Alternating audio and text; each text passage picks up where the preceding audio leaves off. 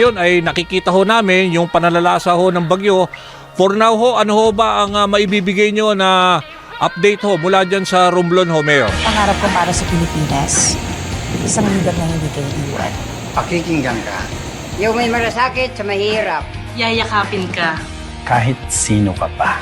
Sa ngayon po talaga, ramdam na yung bagyong Opong. Ituring ang iyong sariling tagahawi ng ulap. Kamusta? May power supply ba dyan? May kuryente kayo? Sa ngayon po, wala na pong power supply. Yanig sa bawat nilalang magigising ng lupang kulang sa dilim. Ikaw ang magsasabing kaya mo to, tulad ng isang tanglaw sa gitna ng bagyo.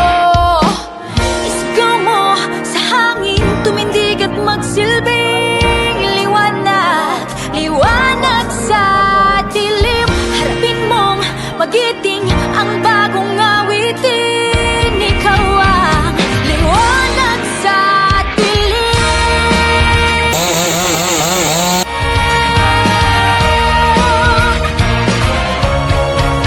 At sa paghamon mo sa agos ng ating kasaysayan, uukit ka ng bagong daan. Oh, oh, oh. Ikaw ang naawit ng kaya mo to, isang panalangin sa gitna ng gulo.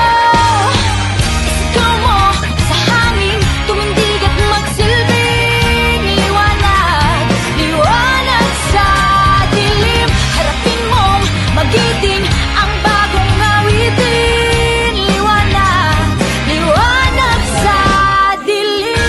Naniniwala ako na mas marami pa ring bagay ang nagbubuklod sa atin kesa sa ating pagkakaiba.